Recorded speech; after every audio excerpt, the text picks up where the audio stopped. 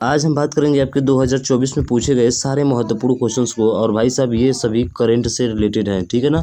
और जो एग्जाम होने वाले हैं उसमें पूछे जाने की पूरी पूरी संभावना यहाँ से है।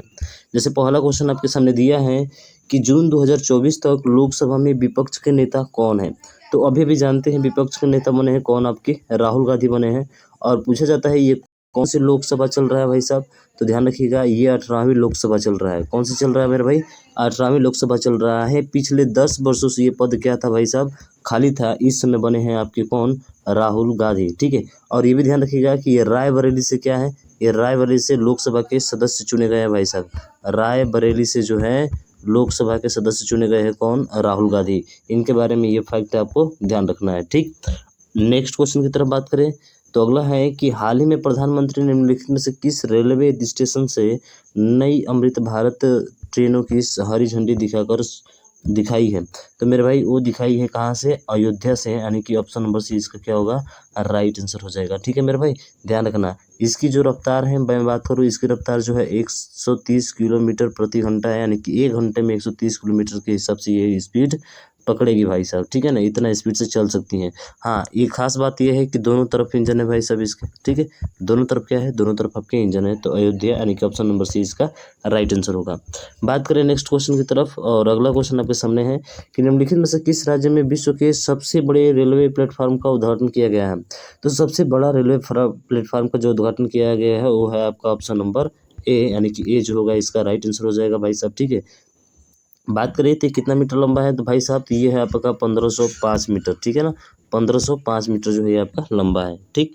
अगला क्वेश्चन, निम्नलिखित में से किसको वर्ष 2024 में भारत के लोकपाल के अध्यक्ष के रूप में जो है नियुक्त किया गया है। किसे नियुक्त किया गया है ये आपको इसमें जो है बताना है भाई।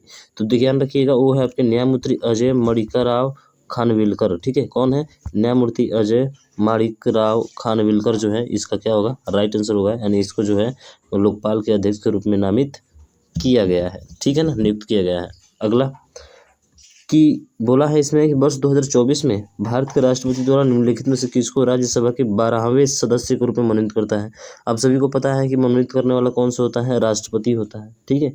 कौन होता है भाई, राष्ट्रपति होता है। किसको मनोनीत किया है, तो मनोनीत किया है आपके सुधा मूर्ति को, यानी कि ऑप्शन नंबर सी इसका क्या होगा, राइट आंसर हो जाएगा, ठीक है भाई। चलिए अगला क्वेश्चन, ज्योतिरात्रि सबसे पहले माउंट एवरेस्ट पर चढ़ने वाली सबसे उम्रदराज भारतीय महिला का रिकॉर्ड किसके नाम है। तो है आपके भाई साहब संगीता बहल, जो कि ये कितने बरस की थी, ये 53 बरस की थी। और जो ज्योतिरात्रि जो अभी अभी जो 2024 में फतह हासिल की है माउंट एवरेस्ट की, वो है भाई साहब कितने बरस की, तो ध्यान रखिएगा ये है आपके 55 बरस की। तो ये पहली महिला है, और ये आपकी ध्यान रखिएगा ये दूसरी महिला है, ठीक है ना। हालांकि इससे पहले पूछा है तो 53 बरस की है भाई साहब, और ये सबसे उम्रदराज की बन गई है ज्योतिरात्रि, ध्यान रखना है, ठीक है। अगला देखें, अगला है कि 2023 में यूनेस्को की रचनात्मक शहर नेटवर्क सूची में किस भारतीय शहर को जो है साहित्य का शहर के रूप में शामिल किया गया है। तो ये शामिल किया गया है किसको मेरे भाई, ये शामिल किया गया है आपकी ग्वालियर को। किसको शामिल किया गया है, ग्वालियर को, सॉरी ग्वालियर को नहीं मेरे भाई, ये है आपके कोझिकोड को। और कोझिकोड कहाँ पे है, तो ध्यान रखना कोझिकोड जो है वो आपकी भाई साहब केरल में है। कहाँ पे है, तो ध्यान रखना है ये केरल में है।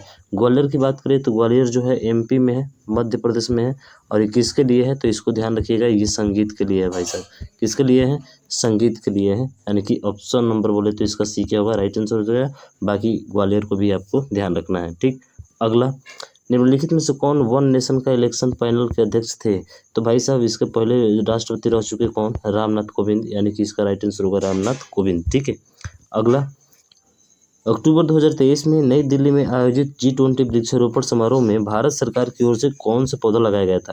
तो देखिए जो नई दिल्ली में G20 शिखर सम्मेलन हुआ था ना, उसमें लगाया गया था किसका पेड़ भाई साहब, उसका लगाया गया था बरगद का। ध्यान रखना बहुत ही मोस्ट इंपोर्टेंट क्वेश्चन बनेगा यहाँ से, ठीक है ना, बरगद का पेड़। हालांकि सभी पूछे हुए प्रश्न ही हैं भाई साहब इस वर्ष के, ठीक है ना। चलिए अगला देखें कि राष्ट्रपति द्रौपदी मुर्मू द्वारा 13 सितंबर 2023 को एक वर्चुअल इवेंट के माध्यम से निम्नलिखित में से कौन सा स्वास्थ्य अभियान शुरू किया गया था। तो ये शुरू किया गया था आपका आयुष्मान भव। अरे कौन सा भाई था आयुष्मान भव, यानी कि ऑप्शन नंबर ए इसका राइट हो जाएगा। अगला है कि निम्नलिखित में से 1 सितंबर 2023 को रेलवे बोर्ड की पहली महिला कार्यकारी अध्यक्ष कौन बनी है? तो सभी को पता है जया वर्मा, काफ़ी चर्चित है भाई साहब, और ये बलिया जिला के रहने वाली है। कहाँ की रहने वाली है? बलिया जिला की रहने वाली है। और बलिया जिला में मैं बात करूँ तो भाई साहब एक नाम आता है बालूपुर गाँव, ठीक है ना। इस बालूपुर गाँव से ये महिला जो है बिलोंग करती है, जो इस समय रेलवे बोर्ड के पहली महिला कार्यकारी अध्यक्ष के रूप में इनको जो है बनाया गया है। वेरी वेरी इंपॉर्टेंट क्वेश्चन भाई साहब, ठीक है। चलिए अगला देखते हैं। मई 2023 में भारत के नियंत्रक और महालेखा परीक्षक CAG 2024 से 2027 तक 4 वर्षीय कार्यकाल के लिए विश्व स्वास्थ्य संगठन यानी कि वर्ल्ड हेल्थ ऑर्गेनाइजेशन, आपको पता है ना कि स्वास्थ्य दिवस कब मनाया जाता है मेरे भाई? तो सभी को पता है स्वास्थ्य दिवस 7 अप्रैल को मनाया जाता है, क्योंकि इसी दिन WHO की क्या होती है मेरे भाई? WHO की स्थापना होती है, ठीक है। तो ये बोल रहा है कि बाह्य लेखा परीक्षक के रूप में पुनः निर्वाचित हुआ है, किसे किया गया है? तो वो है भाई साहब GC मुर्मू, यानी कि ऑप्शन नंबर बी इसका क्या होगा मेरे भाई? राइट आंसर हो जाएगा, ठीक है।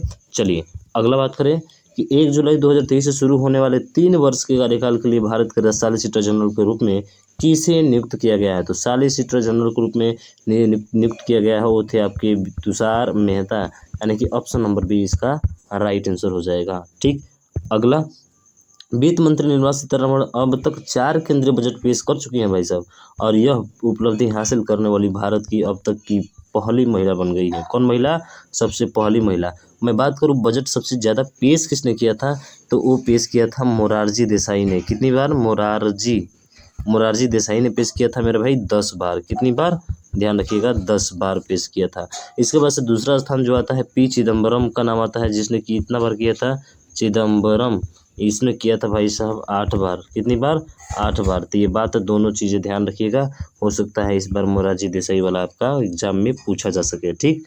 अगला, 2023 में महिला आरक्षण विधेयक 2023 संविधान 128वां संशोधन विधेयक जो है 2023 किस महीने में लोकसभा में पेश किया गया था?